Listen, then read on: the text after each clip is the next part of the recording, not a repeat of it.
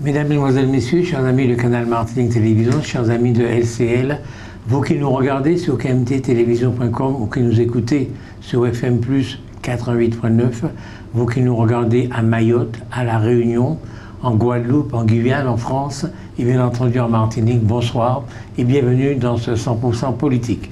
Nous avons le plaisir de recevoir aujourd'hui M. Carl Toussaint. Il est secrétaire général de SE-UNSA Martinique. Monsieur Toussaint, vous allez bien? Oui, je vais très bien. Bonjour à toutes les auditrices et tous les auditeurs de KMT.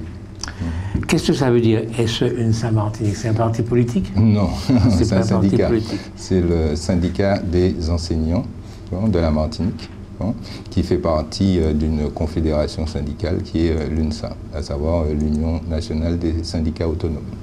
D'accord. Vous êtes enseignant? Oui, je suis enseignant en sciences économiques et sociales. D'accord. Vous enseignez où? Alors, j'enseigne au lycée de Bellevue. D'accord, en Martinique. Oui, lycée de Bellevue en Martinique. Est-ce que, donc vous êtes un syndicaliste, est-ce qu'il y a quelque chose qui vous préoccupe tout particulièrement en ce moment, vous, les syndicalistes? Alors, ce qui nous préoccupe beaucoup, mais on a beaucoup de sujets de préoccupation, mais il y en a deux récents, relativement récents. Le premier, c'est la suppression partielle ou totale de l'indemnité de 40%, donc la surrémunération, ce qu'on appelle souvent la prime de vie chère, pour tous les salariés de la fonction publique, pas uniquement les enseignants, mais tous les fonctionnaires, en cas d'arrêt maladie. Donc, ce qui va occasionner pour un grand nombre de nos collègues, donc là je parle spécifiquement de l'éducation nationale, pour un grand nombre de nos collègues, des pertes de revenus imprévues et importantes. Le deuxième, un peu plus récent, c'est le fait que l'agrégation de créole ne soit pas programmée pour l'année scolaire 2026. Vous avez dit l'agrégation? Oui, l'agrégation. Oui. Donc là aussi, nous sommes très étonnés et très mécontents aussi de cette non-reconduction de ce concours, alors qu'il a été maintenu pour d'autres langues régionales qui ont beaucoup moins de locuteurs que le créole. Des langues régionales hexagonales? Hexagonales, évidemment. D'accord. J'ai cru lire que la rentrée, ça veut dire que c'était très ponctuel, que ça allait recommencer l'année prochaine et tout ça. Oui, ils nous disent que ça va recommencer, qu'il y aura le concours en 2027. Donc pour la session 2027, il ne reste pas moins que nous n'avons aucune garantie de cela. C'est simplement les mots de la rectrice et de Dazen. Nous n'avons reçu aucune notification ministérielle nous annonçant que ce concours serait rétabli en 2027. Ensuite, à supposer qu'on ait une notification ministérielle, vu l'instabilité gouvernementale qu'il y a en France aujourd'hui, on pourrait en douter. D'accord. Donc commençons par le premier sujet, c'est-à-dire cette suppression de l'indemnisation des 40% pendant le temps de congé de maladie des fonctionnaires. C'est dû à quoi selon vous? C'est des difficultés financières ou bien c'est un truc qui va perdurer? Oui, c'est ça. Le gouvernement cherche depuis des mois des moyens de réaliser des économies, puisqu'on nous parle de la nécessité de... Enfin, les chiffres varient selon les interlocuteurs, mais de 30 à 60 milliards d'euros d'économies qui seraient nécessaires. Donc, ils ont ressorti un décret qui, jusqu'à présent, n'avait pas été appliqué pour réaliser cette ponction sur les salaires des fonctionnaires exerçant dans les DROM. Est-ce qu'il est normal que chacun participe à ce redressement national, enfin, face à un sacrifice? Ah non. Ou des sacrifices? Tout dépend de ce qu'on entend par sacrifice. Nous, là où on se place, ce n'est pas de ce point de vue. On dit simplement que la vie chère existe pour les fonctionnaires lorsqu'ils travaillent. Elle ne disparaît pas lorsqu'ils sont malades, bien au contraire. Donc cette mesure, qu'on considère comme unique, doit être aboli. Donc il y a une mobilisation qui a été réalisée sur plusieurs territoires, dont la Martinique, la Guadeloupe, la Guyane, avec une interpellation des parlementaires. Certains ont déjà réagi, hein, afin d'abroger ce décret. D'accord. Ensuite, nous considérons que nous en faisons déjà depuis un certain temps des sacrifices, hein, vu que les rémunérations des fonctionnaires, hein, progressent quasiment pas depuis au moins une quinzaine d'années. D'accord. Est-ce que les fonctionnaires, néanmoins, sont des privilégiés dans la société martiniquaise d'aujourd'hui? Non, nous sommes souvent présentés comme des privilégiés, mais nous n'en sommes pas. Nous faisons un travail qui est utile pour la société. Nous avons fait des études pour cela.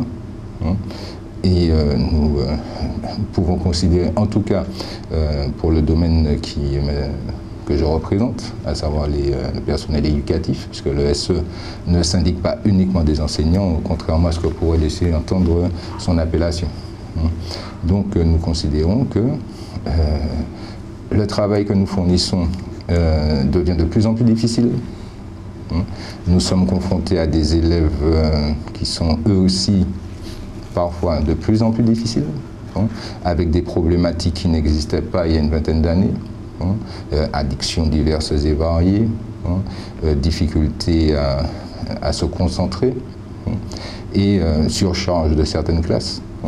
Et je considère que, vu la charge de travail des enseignants, vu la détérioration de leurs conditions de travail, ils sont loin, mais très très loin d'être des privilégiés en Martinique.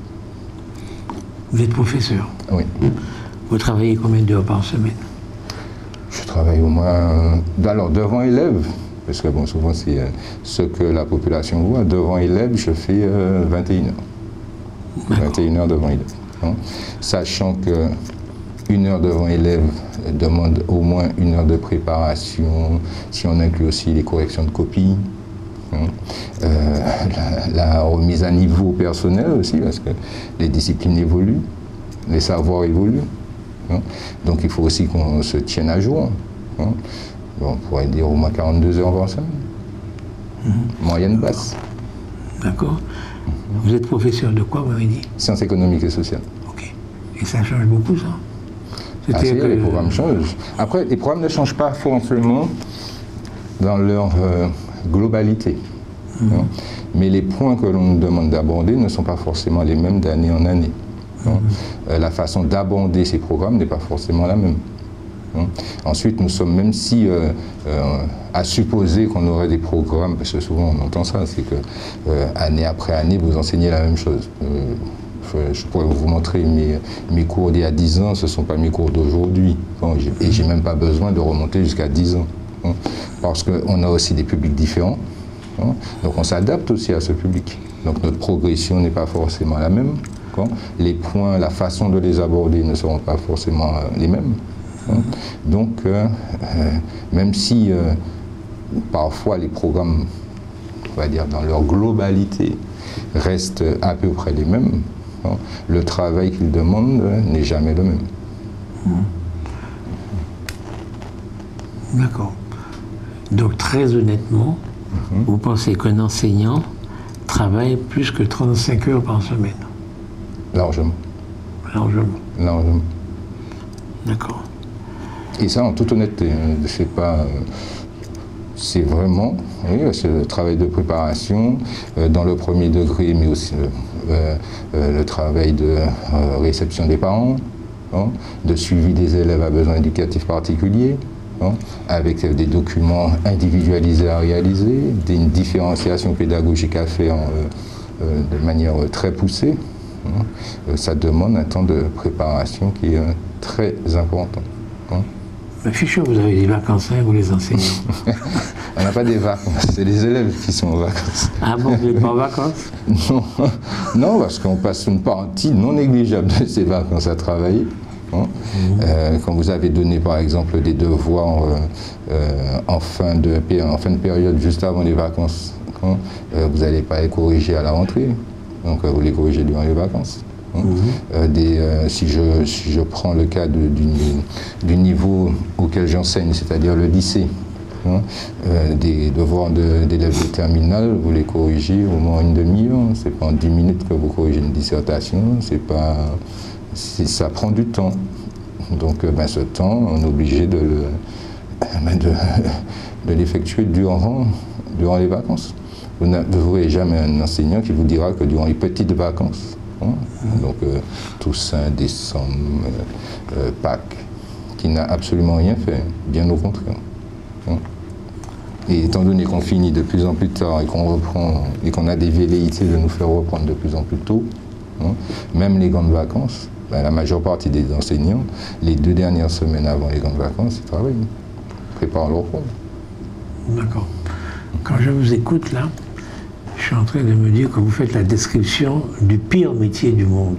Ah non! Ah si, la façon dont vous parlez là, même pendant les vacances, vous n'arrêtez pas de travailler. Non, je n'ai pas dit de vacances. J'ai pas dit qu'on ne fait que ça. J'ai dit que ce sont les élèves qui, en grande partie, ce sont les élèves qui sont réellement en vacances. Et encore, ils ont souvent aussi des devoirs, souvent des devoirs à la rentrée qu'ils doivent préparer durant les vacances, du travail à faire. Donc, ni les élèves ni les enseignants ne sont totalement en vacances durant les périodes appelées vacances. Si je peux vous dire, c'est que bon, ce sera peut-être la période où les enseignants sont véritablement en vacances, l'esprit totalement libéré, sans aucune contrainte. Ce serait plutôt de mi-juillet à mi-août. À peine un mois, quoi. Un mois. Donc on va dire qu'on n'est pas trop différent des salariés du secteur privé. D'accord. Est-ce que c'est un métier qui a du mal à recruter? Ah oui, c'est un métier qui recrute de moins en moins. Il y a une véritable crise d'attractivité des différents métiers éducatifs et qui a des explications relativement simples. Donc, comme je le disais tout à l'heure, une détérioration prononcée des conditions de travail, des rémunérations qui sont faibles, surtout si on les compare à la moyenne des pays de l'OCDE. La France est en queue de peloton pour la rémunération, par exemple, des enseignants. Après, les conditions de travail, les horaires ne sont pas forcément les mêmes. Mais il n'en reste pas moins que, même en prenant en compte tous ces paramètres, les enseignants français sont parmi les moins bien payés de l'OCDE, par exemple. Et avec des revalorisations qui sont relativement faibles, souvent, et même très souvent inférieures à l'inflation. Donc sur les 20 dernières années, les enseignants ont perdu en pouvoir d'achat. Donc il est absolument fondamental qu'on fasse passer cette émission-là le moins possible. Parce que si les gens vous écoutent, plus personne ne voudra être enseignant. Non, mais il faut que, c'est pas que plus personne, c'est qu'il faut que ceux qui se destinent à ces professions sachent vraiment ce qui les attend. Il y a énormément de joie, il y a énormément de satisfaction, le contact avec les élèves, la réussite des élèves. Le fait de transmettre un savoir dans lequel on s'épanouit. Donc moi j'aime mon métier, je n'ai pas l'intention de changer de métier. J'aime mon métier, mais néanmoins je suis tout à fait conscient du fait que les conditions dans lesquelles je l'exerce ne sont pas du tout les mêmes qu'au début de ma carrière et ont plus tendance à se dégrader qu'à s'améliorer. Mais rien n'est perdu. Nous, en tant que syndicat, notre but, c'est aussi de faire en sorte que cette dégradation cesse et qu'on ait enfin des améliorations des conditions de travail. Vous avez commencé à travailler il y a combien de temps? Il y a une trentaine d'années. Trentaine d'années. Et vous n'avez jamais fait que ça, l'enseignement? Oui, en grande partie. D'accord. Vous avez fait vos études où? Moi, j'ai fait mes études en France hexagonale. D'accord. Y compris le baccalauréat? Ah non. Vous avez fait votre bac ici? Oui, j'ai fait le collège, lycée ici. Et je suis parti après ce qui s'appelait à l'époque le DEUG, donc bac plus 2. Oui. Donc, tout simplement parce que l'information que je voulais faire n'existait pas en Martinique. Donc, uniquement pour ça? Oui, c'était uniquement pour ça. Parce que je n'avais pas l'intention. Je me sentais très bien dans mon pays. D'accord. D'accord. C'est important quand même d'aller en France, de voir un grand pays, de voir autre chose, de ne pas rester sur 1100 km² avec les copains, les amis. C'était important ou pas? Je dirais que c'est, je ne sais pas si c'est important. Hein. Je dirais que ça peut être utile. Hein. Est-ce que c'est important? Ce serait peut-être un peu dévalorisant pour tous ceux qui ne le veulent pas, déjà. Donc, je dirais que c'est utile. Hein. Effectivement, ça met l'individu en confrontation avec d'autres réalités. Hein. Donc, ça peut être enrichissant. Mais ces autres réalités, il peut aussi les connaître chez lui. Hein. Déjà, ben, la population martiniquaise, elle n'est pas monolithique. Hein. Donc, je peux aussi entrer en contact avec des personnes d'origine différente en Martinique, apprendre d'eux, apprendre de leur culture, sans avoir besoin de forcément partir en France hexagonale. Ouais. Okay. Il y a des gens qui pensent qu'il serait absolument nécessaire qu'un enseignant martiniquais, dans son cursus, puisse obligatoirement aller en France. Il y en a même qui pensent que des échanges pourraient être faits, des enseignants français qui viendraient ici et qui seraient remplacés dans leur poste en France par des enseignants martiniquais pour que les enseignants martiniquais rencontrent autre chose, connaissent autre chose et deviennent plus compétents. Comment ça vous dit, monsieur Rocher, que je n'ai jamais côtoyé des gens tenant ce type de discours. Donc, qu'il y ait des échanges, oui, il y a des échanges de façon qui peuvent être réalisés, par exemple dans le cadre des programmes Erasmus, donc des enseignants aussi aller enseigner ailleurs. Ensuite, je considère que en tout cas dans notre environnement,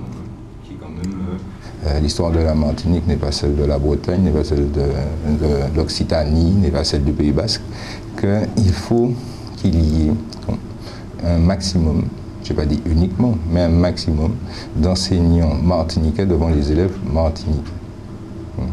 Donc, en ce qui me concerne, c'est une donnée qui est fondamentale. Bon, je ne dis pas qu'il ne faut pas d'enseignants venant de France hexagonale ou d'ailleurs, je dis simplement qu'il faut un maximum d'enseignants martiniquais devant les élèves martiniquais. Donc, ensuite que des enseignants martiniquais fassent le choix d'aller quelques mois ou une année scolaire, si cela est possible, parce qu'il y a aussi des contraintes budgétaires qui font que ce type de programme ne pourra jamais concerner la majeure partie des enseignants. Qu'ils fassent ce choix, oui, soit. Mais en ce qui me concerne, et en ce qui concerne sur mon organisation syndicale, nous nous battons pour que le maximum d'enseignants martiniquais formés en Martinique restent sur le territoire pour enseigner face aux élèves martiniquais. D'accord. Est-ce que vous seriez contre le fait que ces enseignants puissent partir un moment? Leur poste est à eux, ils seront en phase d'enseigner martiniquais, mais pendant un moment, ils partent ailleurs. Ça peut être en France, ça peut être ailleurs. Et ils reviennent, reprendre leur poste, quoi. Alors, si cette possibilité est ouverte, après ce sera à chacun de se déterminer. Non, obligatoire. Ah non, non, aucune obligation. Non. Aucune obligation. Non, aucune obligation. Je pose une question. Vous avez un petit Martiniquais qui est né dans un quartier humble de Fort-de-France ou d'ailleurs, qui a fait son école primaire à Fort-de-France, après la maternelle à Fort-de-France, le primaire à Fort-de-France, le collège à Fort-de-France, le lycée à Fort-de-France. Et puis un autre qui, parce que ses parents peuvent ou n'importe quoi, fait les mêmes études mais voyage. Chaque vacances, il va en France, il va en Espagne, il va en Italie, il voyage. Est-ce que ces deux individus-là, lorsqu'ils sont adultes, sont pareils? Alors, déjà le fait, ce qui me concerne en tout cas, je considère que le fait qu'un enfant évolue, comme vous l'avez dit, durant toute sa scolarité à Fort-de-France et qu'un autre voyage, etc., ne détermine pas ce que seront ces deux individus à l'âge adulte, pour diverses raisons.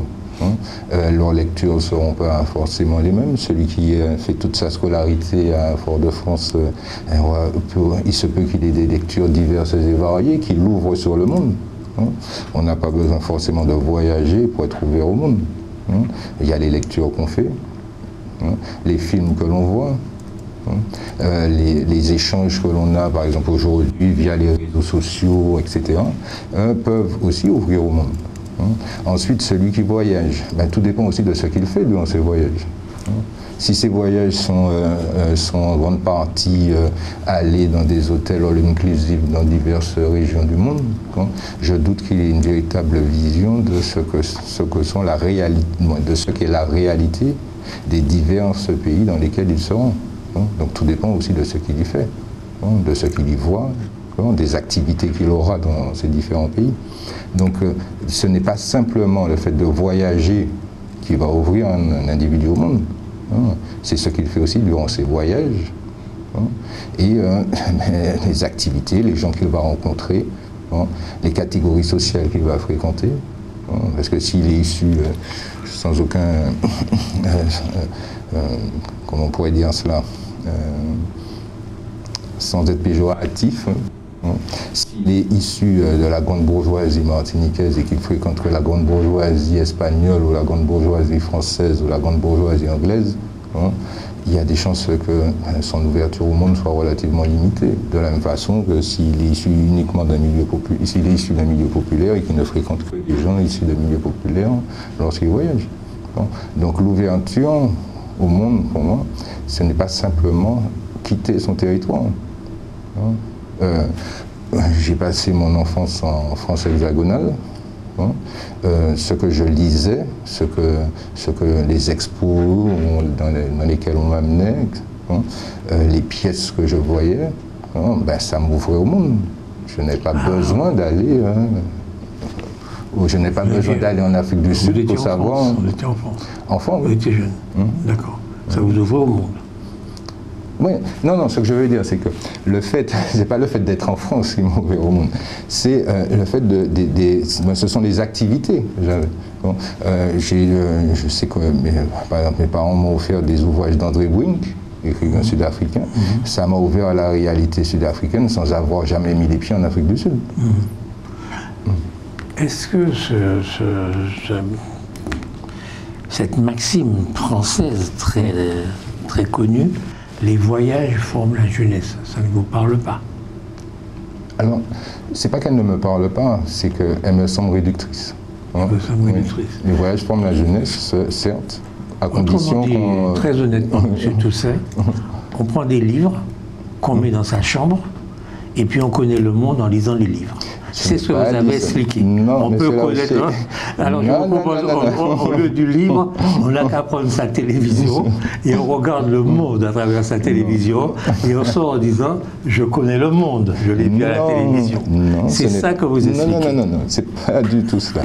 J'ai dit simplement que le fait de lire, le fait de regarder des émissions, le fait d'échanger sur les réseaux sociaux, peut donner une connaissance du monde qui se substitue au fait de voyager. Ensuite, il est absolument, se substitue en partie, il est absolument nécessaire que il serait souhaitable que les individus puissent voyager le plus que possible. Oui. Ah, quand même. Oui. Vous l'avez quand même dit. Oui, ce serait souhaitable. Oui. Mais entre ce qui est souhaitable et la réalité, il y a parfois un gouffre. Donc, il serait souhaitable. Mais ensuite, tout dépend aussi de ce qu'ils font durant ces voyages et des réalités auxquelles ils sont confrontés. Vous avez des Martiniquais, je ne sais pas, mais vous avez des Martiniquais que ça fait 10 ans qu'ils vont en République dominicaine. Ils vont en République dominicaine uniquement dans des hôtels all-inclusive. Je doute qu'ils aient une connaissance réelle de ce que vit le peuple dominicain. D'accord. Surtout qu'on sait ce qu'ils vont y faire. Oui, pour ça, c'est pas ce que j'ai dit. Pour certains, peut-être. Mais bon, quand ils vont en famille, ça m'étonne que ce soit pour ce genre de choses. D'accord. Quel genre de choses vous avez compris alors? Est-ce que vous croyez dans l'éducation par osmose? C'est-à-dire l'enfant, enfin, je sais ce que c'est l'éducation par osmose. Est-ce que les voyages, quel que soit ce qu'on y fait, les voyages, il y a une éducation par osmose qui se fait. On est imprégné malgré soi de choses dont on n'a pratiquement pas conscience, mais qui vous imprègnent malgré vous, quoi. Peut-être. Mais là, j'en reviens en fait aussi à ce que je vous disais au départ, c'est que oui, les voyages enrichissent, hein, mais ce n'est pas le fait de prendre l'avion pour aller d'un point A ou un point B qui enrichit. Hein. Ce qui enrichit, c'est ce qu'on fait au point B. D'accord. Est-ce que aujourd'hui, le nom d'éducation nationale, vous êtes dans l'éducation nationale, est-ce que ça vous convient? Ça me convient parce que même si les enseignants, mais aussi les autres personnels éducatifs ne sont pas là pour se substituer aux parents, loin de là, hein, mais nous sommes quand même, en tout cas en particulier dans le premier degré, les collègues sont avec des enfants 6 heures par jour, 4 jours dans la semaine. Hein. Donc ils passent énormément de temps avec ces élèves. Hein. Donc leur influence sur ces élèves ne se limite pas à la transmission de savoir et à l'aide qu'ils apportent à ces élèves pour qu'ils construisent aussi eux-mêmes leur savoir. Donc forcément, quelque part, on contribue à l'éducation de ces enfants, hein, mais en veillant absolument à ne pas se substituer à leurs parents. Hein. Nous sommes leurs enseignants, nous ne sommes ni leurs mères ni leurs pères. D'accord. C'est terrible ce que vous venez de dire là. Parce que vous avez des enseignants qui passent très longtemps avec des enfants, qui les influencent, nous avons employé ce mot, sans aucune formation pour ça. Vous pouvez être enseignant sans aucune formation pour vous occuper des enfants et tout ça. Ce sont des choses que nous dénonçons. Nous dénonçons le fait que, sinon après quelle solution, mais nous dénonçons aussi le fait que on ait une précarisation croissante du métier d'enseignant, du fait du manque d'attractivité, hein, et qu'on se retrouve avec des académies, hein, qui recrutent des personnels sans aucune formation, hein, pour se retrouver devant des élèves. Oui. Donc nous, ce que nous disons, c'est que ces personnes qui sont intéressées par l'enseignement, hein, c'est très bien, hein, mais il faut qu'elles soient formées. Est-ce qu'il vous arrive de dénoncer et d'avoir des solutions? Vous ne faites que dénoncer, est-ce que vous avez des solutions? Ah si, nous avons des solutions. Hein. Par exemple, nous, ce que nous demandons, après ce sont des solutions, ce sont des propositions, hein, que nous faisons. Déjà, nous disons que dans le contexte martiniquais, c'est ce qui m'intéresse au premier chef, hein, dans le contexte martiniquais, hein, il faut que dans cette académie, on cesse avec une logique comptable qui consiste à dire que le nombre d'élèves diminue, le nombre d'enseignants doit diminuer, hein, sans se dire que il serait peut-être souhaitable de profiter de cette baisse démographique, hein, pour alléger les effectifs dans les classes, hein, mettre en œuvre des pédagogies qui pourraient être innovantes, hein, qui pourraient être davantage au service de nos élèves. Hein, sachant aussi que l'académie, quand elle nous dit par exemple qu'on a un ratio enseignant par élève qui est parmi les plus favorables de toutes les académies françaises, hein, oublie qu'on a une proportion d'élèves à besoins éducatifs particuliers qui est largement supérieure à la moyenne nationale, hein, qu'on a aussi des problématiques en termes de transport, en termes d'indicateurs socio-économiques qui ne sont pas du tout les mêmes que ceux de la moyenne des académies françaises. Donc on rencontre des difficultés, hein, ce territoire a des difficultés spécifiques, hein, et que nous, ce que nous disons, c'est que pour améliorer les résultats de nos élèves, parce que c'est ce que nous avons aussi en ligne de mire, hein, faire en sorte que les élèves martiniquais soient les mieux formés que possible, hein, eh bien, il faut qu'on en finisse avec cette logique comptable qui domine depuis au moins une quinzaine d'années dans notre académie, mais aussi dans l'académie de Guadeloupe, par exemple. Il vous faut plus d'enseignants, quoi. Il nous faut plus d'enseignants et plus de personnel éducatif. Hein.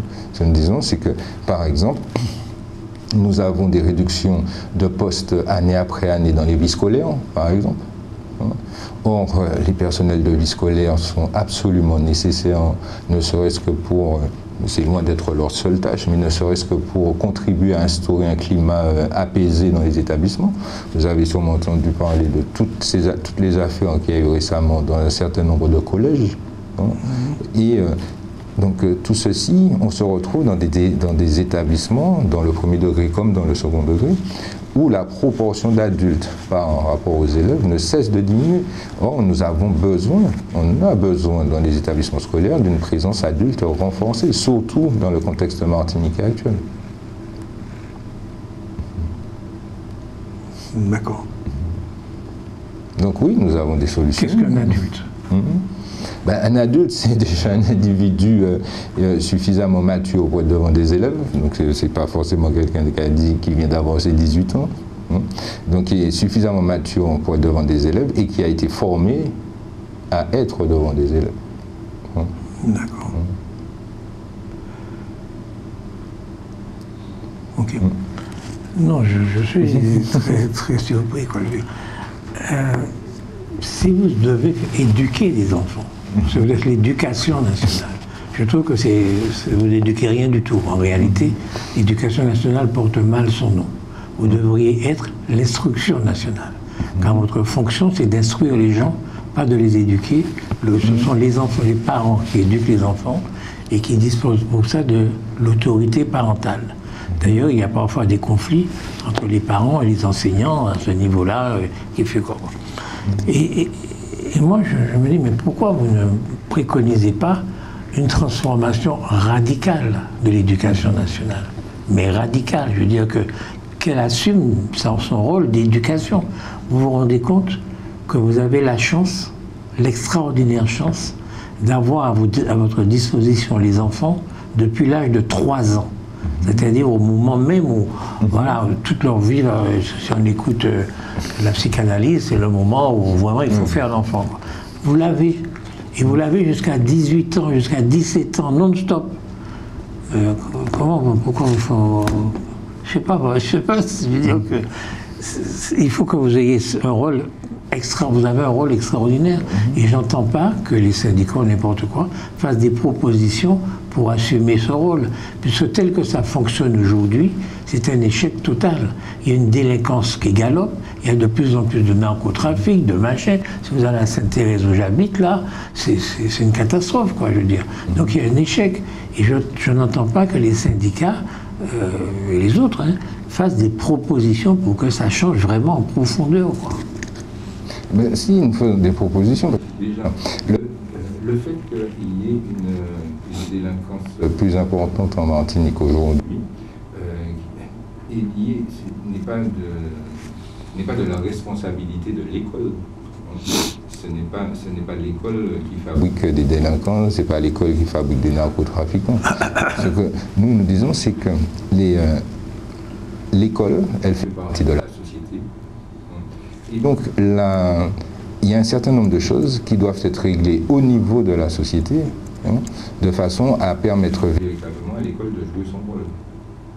Donc, par exemple, tant qu'on aura de telles inégalités dans ce pays, de telles différences entre les territoires, entre le nord, le sud, le nord Caraïbe, le nord Atlantique, etc., de telles difficultés à circuler, de telles difficultés pour certains, ne serait-ce qu'à s'alimenter. L'école, elle n'est pas un vase clos. Elle sera aussi le réceptacle de toutes ces difficultés. Donc nous, ce que nous disons, c'est qu'il doit y avoir un travail fait au niveau de l'école, certes, avec une prise en charge accrue de certains élèves.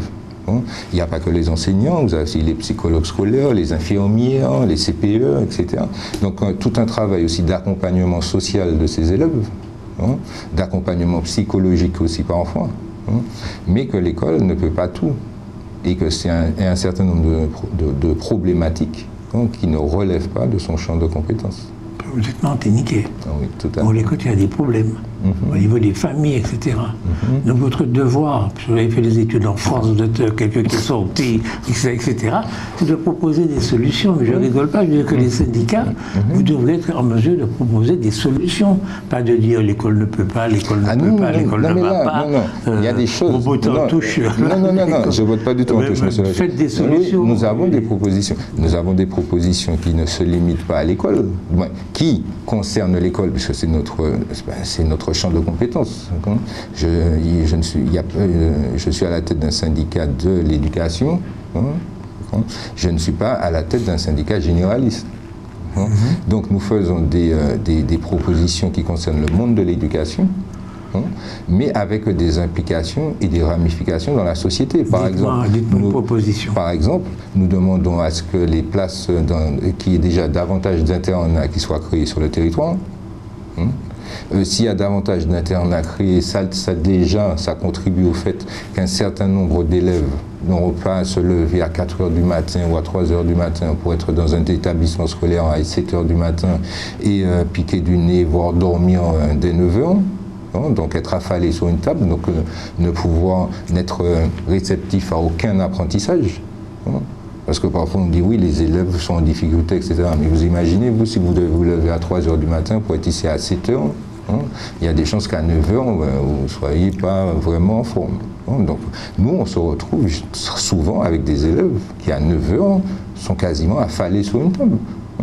Mais ça s'explique en grande partie par l'heure à laquelle ils se réveillent, les conditions de leur arrivée sur les établissements. Donc par exemple, nous demandons à ce qu'il y ait plus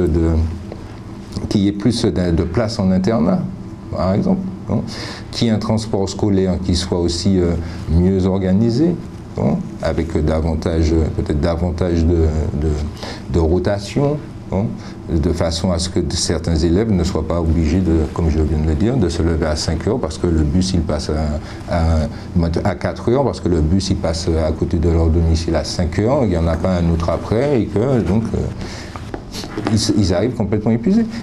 Donc, ensuite, nous demandons aussi qu'il y ait par exemple un plan chaleur dans les établissements scolaires. Nous sommes confrontés à un réchauffement climatique. Ce réchauffement climatique a pour conséquence que les températures dans les salles de classe ne sont pas celles d'il y a 15 ans.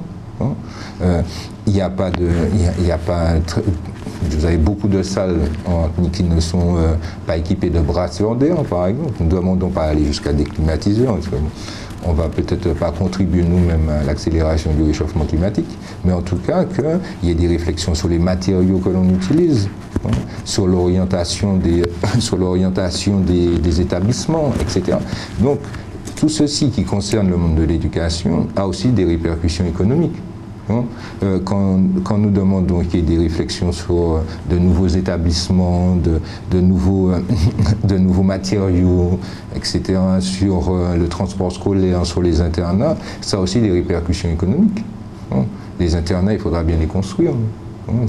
Donc c'est aussi de l'activité pour le BTP. Le plan chaleur, tous les équipements qu'il faudra mettre en œuvre, les études qu'il faudra réaliser, ce sont aussi des emplois, des emplois potentiels locaux. Donc il y a des ramifications des propositions que nous faisons dans la vie économique et sociale tout simplement du territoire. Donc ce n'est pas simplement, quand nous faisons ces propositions-là, quand nous demandons par exemple à ce qu'il y ait une véritable médecine du travail pour les enseignants, ce sont aussi des emplois qui peuvent être créés, qu'il y ait davantage de suivi des élèves, notamment des élèves à besoins éducatifs particuliers, ce sont aussi des emplois qui peuvent être créés. Donc nos propositions certes concernent le monde de l'éducation, mais il n'en reste pas moins qu'elles peuvent avoir des ramifications, des conséquences bien concrètes sur l'activité économique et aussi sur le climat social dans ce pays. Okay. On observe une montée de la délinquance, qu'on le veuille ou non. Okay.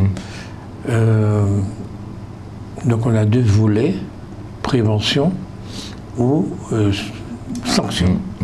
Okay, donc aujourd'hui, on nous dit on va faire venir plus de policiers, on va faire venir des radars, etc. Mais on ne parle pas de prévention. Est-ce que l'école a un rôle à jouer dans cette prévention? Oui, l'école a un rôle à jouer dans cette prévention. Est-ce que l'école a un rôle fondamental Ah oui, elle a un rôle fondamental dans la prévention. Alors qu'est-ce que vous avez comme solution là? Alors, non, c'est-à-dire qu'on a un rôle dans la prévention de la délinquance, hein, mais ce n'est pas, comment on peut dire, ce n'est pas à l'école de faire en sorte que la délinquance, une fois qu'elle est là, une fois qu'elle est installée, pour l'empêcher de s'installer, la prévention. Oui, la prévention, il y a nous avons des campagnes, par exemple, où on va informer les élèves sur les dangers des différentes addictions, hein, leur faire prendre conscience aussi des risques qu'ils prennent en s'engageant dans certaines activités. Hein. Et ça, c'est la prévention que l'on fait. Mais une fois que l'individu est entré dans un parcours de délinquance, hein, c'est davantage à la société, avec la police, la justice, le monde éducatif, hein, de le prendre en charge. Nous avons des élèves nous avons par exemple ce qu'on appelle l'école de la deuxième chance, mais bon, c'est pas simplement pour cela, mais nous avons des dispositifs que nous pouvons mettre en œuvre pour accueillir aussi ces élèves et essayer de faire en sorte qu'ils, entre guillemets, retournent dans le droit chemin. D'accord. D'accord. Oui, mais après, c'est ce que je disais, c'est que on a aussi une image, une dégradation de l'image de l'enseignement, hein, de l'éducation. Mais bon, ça ne concerne pas seulement l'éducation, c'est en grande partie toutes les institutions d'État, mais qui fait que le respect vis-à-vis de l'institution, le respect vis-à-vis des personnels n'est pas non plus le même. Hein. Quand vous avez des élèves de 14-15 ans, qui en dealant, qui en servant de guetteurs, etc., peuvent gagner en un mois 3 fois ce que gagne un enseignant, hein, ça rend ça rend le relationnel, ça rend notre capacité à convaincre plus difficile. D'accord. Je vais vous faire rêver, vous voulez? Ah oui. Imaginons que dans le lycée où vous enseignez, il y ait le nombre de psychologues qu'il faut, le nombre de pédopsychiatres qu'il faut, le nombre d'assistants sociaux qu'il faut, c'est-à-dire des gens dont c'est le métier d'être dans votre lycée. C'est-à-dire que de la même façon que l'enfant va en cours, à votre cours, de 8h à 9h, eh ben, il doit avoir en face de lui un psychologue. Ils sont 30 élèves, ou 15 ou 20, je ne sais pas. En face d'un psychologue, et voilà, le psychologue fait son travail, repère les enfants qui ont des problèmes, forcément il va les repérer, et puis on va pouvoir les aider. Donc, mais c'est des gens qui sont là à demeure, ça fait partie de l'éducation d'avoir ces gens-là, parce qu'en réalité on observe que les délinquants sont souvent des gens qui sont issus de milieux disloqués, de familles disloquées, il n'y a pas que ça, mais très souvent, et donc il faut travailler sur l'éducation. Comme vous les avez depuis très tôt, eh bien vous pouvez les prendre depuis très tôt, et je suis convaincu que vous aurez beaucoup moins d'enfants qui à 14 ans vont faire ce que vous faites là. Si depuis l'âge de 3 ans, 4 ans, 5 ans, on les éduque vraiment, ça donnera. Donc je pense qu'on peut complètement changer l'école, je veux dire. De la même façon qu'il y a des professeurs de mathématiques, eh bien, il y a des psychologues à l'intérieur de l'établissement scolaire. Alors, les psychologues, nous les avons déjà. Nous avons des, non, mais qu'ils soient là et qui voient les élèves et qui les suivent, etc. Oui, nous avons des psychologues dans le premier degré, nous avons des psychologues dans le second degré. Ces psychologues ne sont pas en nombre suffisant, donc une de nos revendications aussi, c'est qu'il y ait une augmentation des effectifs de ce type de personnel, de la même façon qu'on n'a pas suffisamment d'infirmiers et d'infirmières scolaires. Hein. Donc là, vous me rejoignez, c'est-à-dire que nous avons un besoin aussi de personnel qui puisse prendre en charge, ou en tout cas aider les élèves, sur d'autres plans que la construction de leur savoir. D'accord, donc on est d'accord là-dessus. Pourquoi vous ne me parlez pas créole? Ça fait 1 heure qu'on parle, vous ne me parlez pas créole. Vous n'avez jamais utilisé le créole, là? Ah ben C'est très curieux. Vous battez pour qu'il y ait une agrégation de créole et vous ne parlez pas créole une seconde. Moi, c'est une forme de respect de mon interlocuteur. Vous avez commencé en français, je continue en français. Donc, parce que vous me respectez, vous ne me parlez pas créole. Ah non, je respecte la façon dont vous vous adressez à moi. Donc, non, si vous voulez nous parler créole, il n'y a pas de problème. Non, on parle français, Mais il n'y a pas de problème. Non, c'est parce que j'avais peur que vous me parliez créole, parce que le créole, c'est la langue de l'esclavagiste pour donner des ordres à l'esclave. Et donc j'avais peur que vous me parliez cette langue-là, pour qui je n'ai aucun respect. Et je suis très ennuyé de savoir que les esclavagistes qui sont morts et qui nous regardent certainement doivent bien s'amuser de nous voir en train de promouvoir le créole. Ils doivent être heureux de dire qu'est-ce que c'est que cette histoire, on a réussi au-delà de nos espérances. Mais enfin bon. Je ne pense pas, c'est pas ça. Moi, le créole ne se limite pas à des... parce que si le créole, c'était uniquement la façon dont les esclavagistes s'adressaient aux esclaves, je crois que le vocabulaire créole aurait été relativement limité. Donc, il est différent, qu'on soit à Sainte-Lucie, qu'on soit en Martinique. Mais je parle du vocabulaire créole martiniquais. Je crois que l'esclavagiste, il n'avait pas besoin d'entrer en grande conversation avec l'esclave. Donc, si le créole était uniquement issu de cela, son vocabulaire serait, à mon avis, son lexique serait très très faible. Est-ce que le créole est également la langue de l'esclavagiste? Oui, mais le créole est la langue de tous ceux qui vivent en Martinique. Et pourquoi il a été créé? Pourquoi il a existé? Le créole a été créé, je ne sais même pas comment on pourrait dire qu'il a été créé. Il a existé, il s'est construit progressivement. Le créole d'aujourd'hui, quand vous entendez des jeunes parler créole aujourd'hui, ce n'est pas exactement le créole que moi j'employais à l'orage ou que vous employez à l'orage. Donc c'est une langue comme toute langue. Elle vit, elle se transforme et elle évolue. Et pour moi, le créole aujourd'hui en Martinique, c'est aussi un pan de notre culture. C'est une façon d'aborder les choses, ce sont des proverbes, c'est une façon aussi d'entrer en relation avec l'autre. C'est pas simplement, comme vous dites, la langue de l'esclavagiste, c'est bien plus que ça aujourd'hui. C'est des chansons, c'est des façons c'est aussi une façon de faire passer des sentiments. Quand vous entendez une chanson en créole, c'est pas la même chose, elle ne fait pas naître les mêmes émotions chez vous que si vous la traduisez en français et que vous l'écoutez en français. C'est pas du tout la même chose. Là, vous avez complètement raison. Alors, vous avez complètement raison. Quand j'écoute une chanson en créole, je suis très content, mais c'est pas la peine de faire une grammaire pour ça, je veux dire. Écoutez, ce que je veux dire, c'est que l'esclavagiste était particulièrement content que nous parlions créole. Parce que le créole, vous êtes professeur de quoi, m'avez dit? Sciences économiques et sociales. Oui, je le savais. Aucune chance que le créole vous aide à aller dans cela. Vous ne pouvez pas faire ce que vous faites là, surtout la physique, la chimie, les mathématiques, tout ça en créole. Non, ça n'existe pas.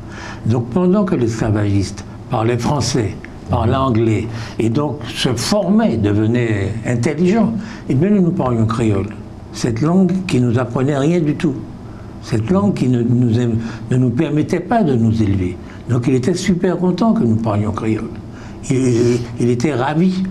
Et lui aussi parlait créole aussi bien que nous, sinon mieux. Et donc aujourd'hui, quand je vois que nos parents, vos parents, ont fait de vous ce que vous êtes en vous interdisant de parler le créole. Ah, pas du tout, monsieur. Ah bon? Non, pas du tout. Non. Vous êtes d'accord avec moi que la génération d'après 1848, voulant entrer dans l'instruction publique et que nous réussissions nos examens, eh bien, on ne parle pas les créoles. Oui, mais cette génération aussi entrée quelque part dans une espèce de schizophrénie, c'est-à-dire on parle créole à la maison, mais on s'interdit de le parler dans les institutions, alors que même qu'on réfléchit souvent en créole. Oui. Donc là, c'est un peu de la... créole et parler créole sans faire une grammaire. Oui, non, mais c'est un peu... Sans faire l'agrégation. C'est entrer un peu dans une espèce de schizophrénie personnelle. Ce que je dis simplement, c'est que, déjà, moi, on ne m'a jamais empêché de parler créole. J'ai passé mon adolescence à la Cité aux Ânes à Chefchaouen en parlant quasiment exclusivement créole. Vous n'avez jamais parlé créole à vos parents, arrêtez. Si, ça vous n'avez jamais. Ça vous est arrivé, oui, accidentellement. Non, ça peut m'arriver. Vous ne parliez pas créole couramment avec vos parents, c'est pas vrai. Oui, parce que les relations aujourd'hui ne sont les relations à cette époque. L'image du créole dans la société, la façon dont on voyait l'usage du créole n'était pas exactement la même qu'aujourd'hui. Aujourd'hui, vous avez des enfants, des parents qui s'adressent beaucoup plus souvent, vous entendez ça dans la rue, vous entendez ça... Non, c'est pas vrai. On parle beaucoup moins créole aujourd'hui qu'avant. Si, on parle toujours... on parle beaucoup moins créole là, je ne suis pas d'accord avec vous. Ça, c'est évident. On parle beaucoup encore créole, simplement, ce n'est pas forcément le même créole. Donc c'est un créole qui a évolué, c'est un créole qui pour certains s'est francisé, qui pour d'autres n'est pas un créole originel, etc. Mais il n'en reste pas moins que quand vous écoutez les gens, quand je discute avec des collègues, quand je discute avec des amis, on parle souvent créole. Oui. On parle souvent créole et il y a des choses, il y a des... qu'on ne peut exprimer qu'en créole. Qu'on ne va arriver à exprimer qu'en créole. Des situations, des ressentis, le créole va revenir spontanément. Et donc, pour moi, étant donné que cette langue, qu'elle est parlée, qu'elle fait partie quelque part de nous, elle a besoin aussi d'avoir une grammaire, d'avoir une orthographe. Pourquoi? Écoutez, j'ai compris. Je n'avais pas compris ça. Pour qu'une langue soit une langue, il faut qu'elle réponde à la définition de l'esclavagiste. Non, puisque ce n'est pas l'esclavagiste qui va donner sa grammaire, oui, mais nous voulons absolument que notre langue soit comme celle de l'esclavagiste. Comme celle de l'esclavagiste, une grammaire, une agrégation à tout ça. Il faut que la nôtre ait la même chose. C'est ça la schizophrénie.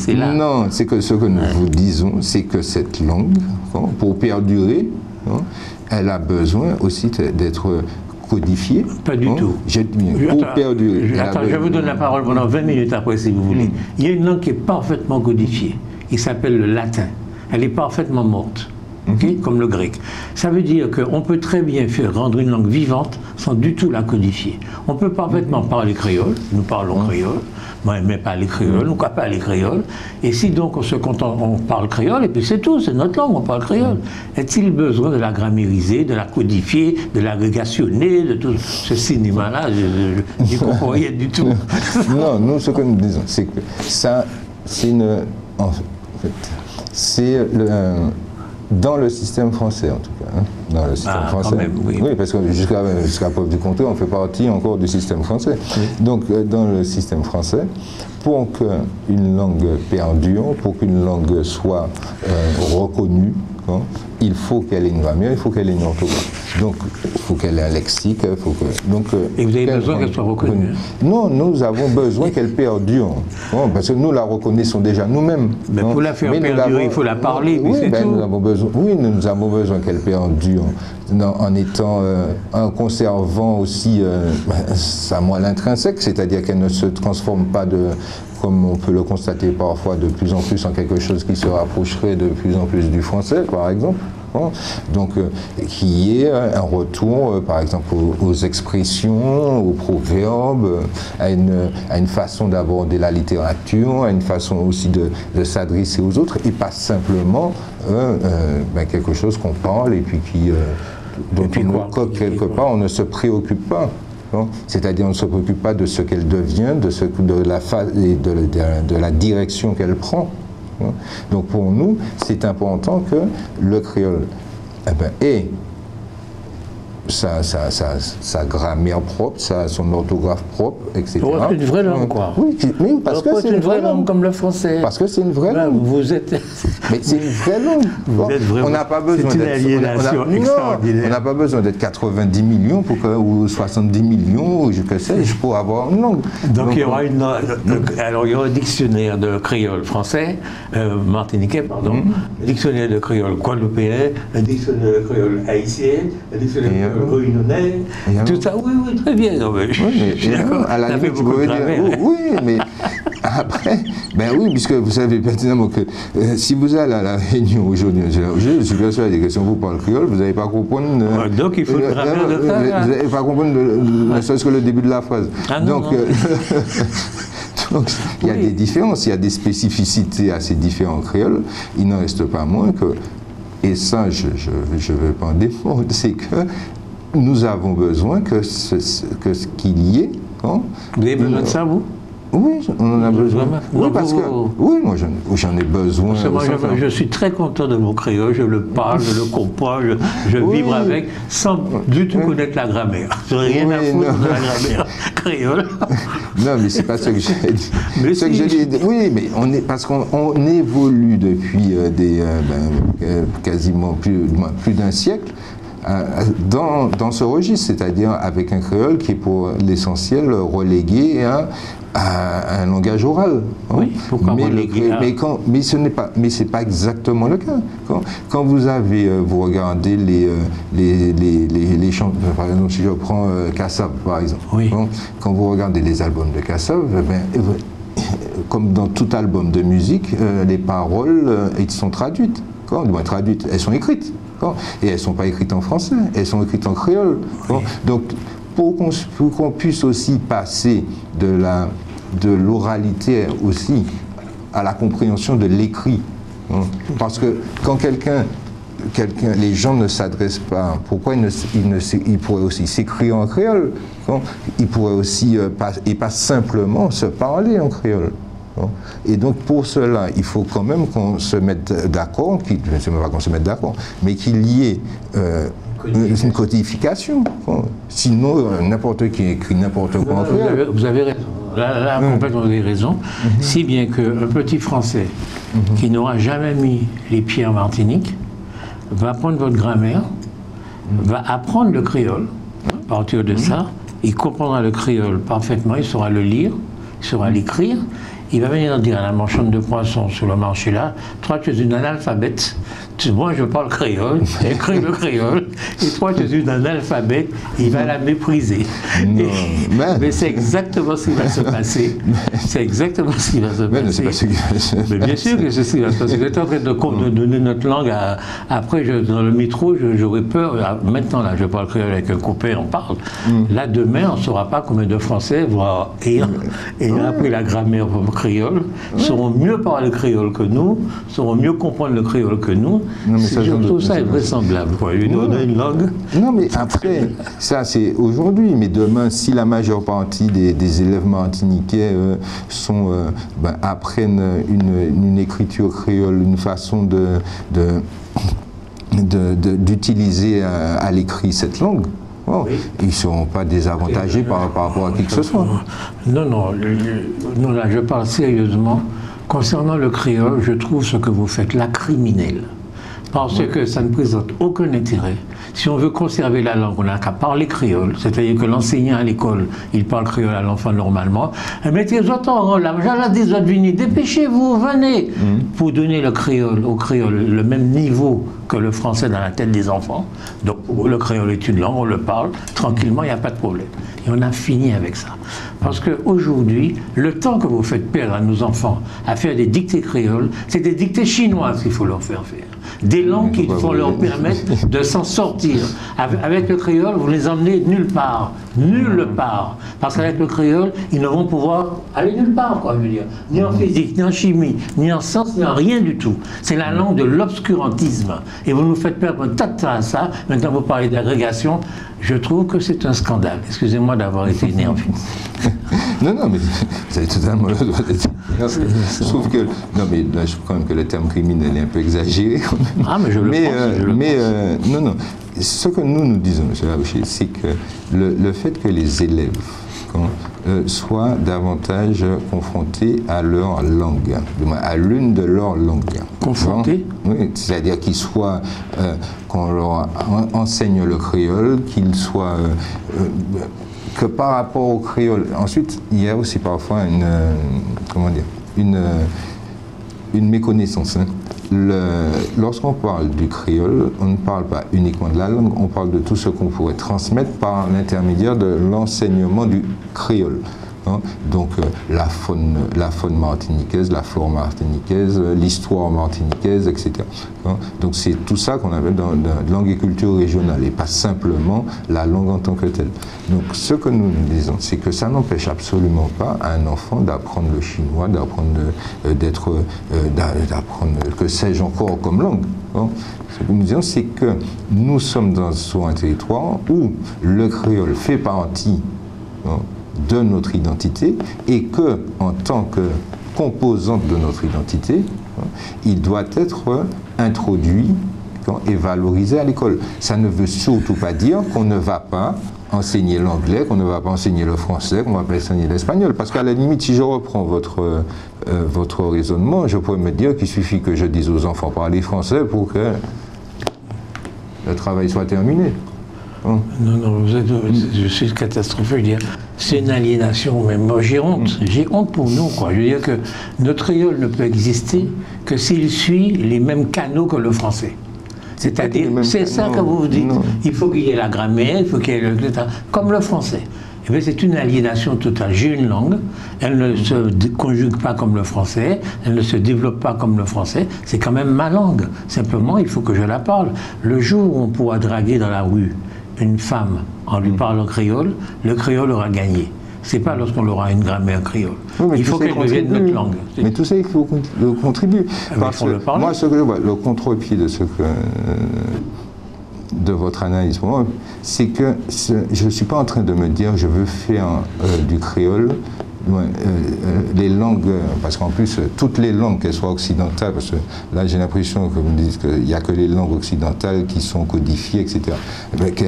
Il n'y a pas que les langues occidentales. Le chinois est codifié, le japonais est codifié, ils ne sont pas dans un processus d'aliénation parce qu'ils ont une codification. Il y a un tas de langues vernaculaires en Afrique qui ne sont pas codifiées, qui fonctionnent très bien. Oui, non, c'est que le fait de codifier une langue, ce n'est pas une aliénation, vu que la codification des langues ne se limite pas à la culture occidentale. C'est ce que je voulais vous dire simplement. Donc nous, ce que nous disons, c'est que pour promouvoir cette langue et tout ce qui va avec, et pas uniquement la langue, parce que notre but, c'est pas uniquement que les élèves parlent créole. C'est même pas forcément qu'ils parlent tout le temps créole. Notre but, c'est que par l'intermédiaire de cet enseignement, nous ayons des élèves qui soient beaucoup plus véritablement enracinés dans leur territoire et pas simplement des gens qui connaissent très bien ce qui se fait ailleurs mais qui n'ont aucune connaissance ou des connaissances vraiment très limitées de leur faune, de leur flore, de plantes qui n'ont un nom en Martinique qu'en créole. Que quand les gens se les présentent, discutent de leurs vertus, etc., ils parlent créole, ils ne parlent pas français. Donc c'est aussi pour nous une façon de consolider aussi l'identité. Et de faire en sorte que ces enfants, par cet intermédiaire, étant donné qu'ils sont beaucoup plus, enracinés dans leur territoire, dans leur culture, dans leur histoire, ça leur permet aussi d'entrer beaucoup plus facilement dans d'autres apprentissages. Et pas simplement se dire que c'est pas parlé par beaucoup de gens, donc il n'y a pas de au niveau de la planète, donc ça n'a pas d'intérêt. Bien au contraire. Vous parlez créole à vos élèves? Oui, ça m'arrive de parler créole à mes élèves. Ça vous arrive? Oui. Mais vous enseignez en français? Oui, parce que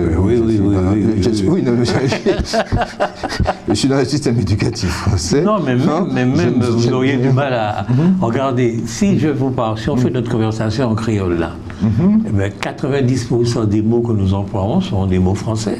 Que vous le vouliez ou non, je veux dire. Oui, parce qu'il se peut, j'ai bien dit, il se peut que dans certains domaines, il y ait un manque de vocabulaire. Mais oui. Mais il faut le construire.